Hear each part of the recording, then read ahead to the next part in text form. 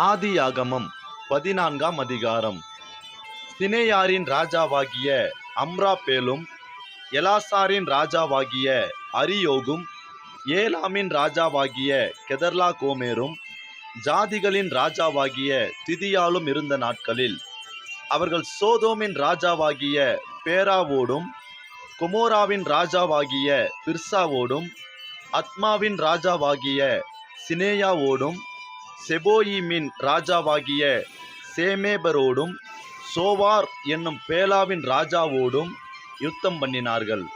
இவர்கள் எல்லாரும் உப்பு கடல் ஆகிய சித்தீம் பள்ளத்தாக்கில் கூடினார்கள்.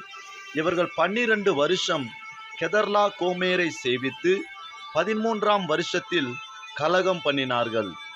14ஆம் வருஷத்திலே கெதர்லாகோமேரும் அவனோடே கூடியிருந்த ராஜாக்களும் வந்து அஸ்தரோத் கர்னாயிமிலே இருந்த ரெப்பாயிமியரையும், காமிலே இருந்த சூசிமியரையும், சாவே கீரியாத்தாயிமிலே இருந்த ஏமியரையும், சேயீர் மலைகளில் இருந்த ஓரியரையும், வனாந்தரத்துக்கு அருகான எல்பாரான் மட்டும் முறியடித்து திரும்பி காதேஸ் என்னும் என்மிஸ்பாத்துக்கு வந்து அமலேக்கியருடைய நாடனைத்தையும் அத்சாத்ஸ்தோன் தாமாரிலே குடியிருந்த எமோரியரையும் கூட சங்கரித்தார்கள்.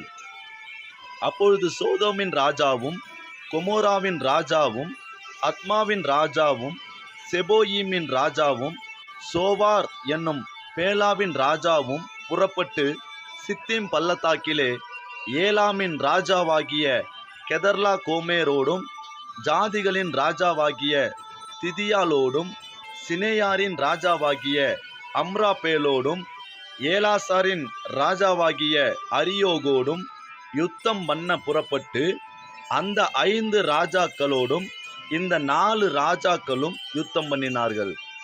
அந்த சித்தீம் பள்ளத்தாக்கு எங்கும் நிலக்கீல் உண்டாகும் கேணிகள் இருந்தது. சோதோம் கொமோராவின் ராஜாக்கள் முறிந்தோடி அங்கே விழுந்தார்கள். மீந்தவர்கள் மலைகளுக்கு ஓடிப்போனார்கள். அப்பொழுது அவர்கள் சோதோமிலும் கொமோராவிலும் உள்ள பொருள்கள் எல்லாவற்றையும், போஜன பதார்த்தங்கள் எல்லாவற்றையும் எடுத்து கொண்டு போய்விட்டார்கள். ஆபிராமின் சகோதரனுடைய குமாரனாகிய லோத்து சோதோமிலே குடியிருந்தபடியால் அவனையும் அவன் பொருள்களையும் கொண்டு போய்விட்டார்கள்.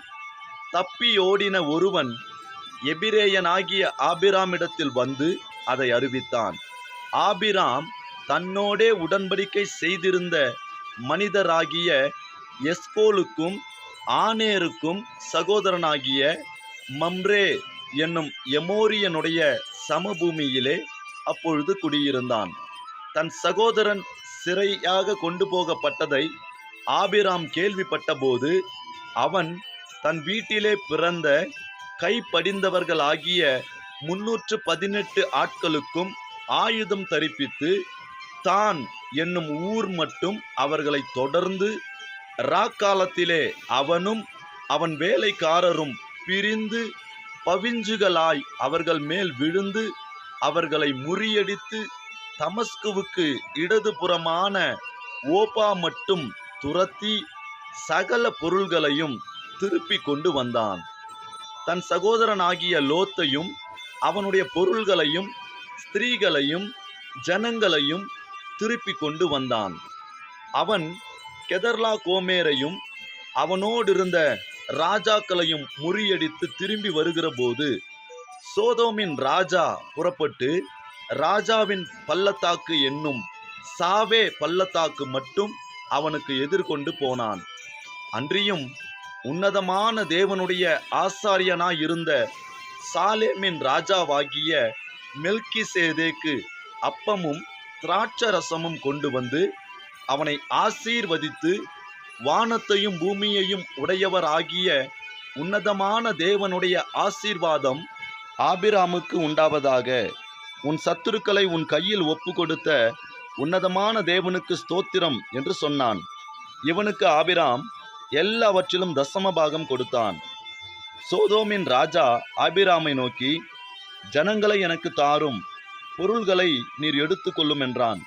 அதற்கு ஆபிராம், சோதோமின் ராஜாவை பார்த்து, ஆபிராமை ஐஸ்வர்யவானாக்கினேன் என்று நீர் சொல்லாதபடிக்கு நான் ஒரு சரட்டையாகிலும் பாதரட்சையின் வாரையாகிலும் உமக்கு உண்டானவைகளில் யாதொன்றையாகிலும் எடுத்துக்கொள்ளேன் என்று வானத்தையும் பூமியையும் உடையவராகிய உன்னதமான தேவனாகிய கர்த்தருக்கு நேராக என் கையை உயர்த்துகிறேன்.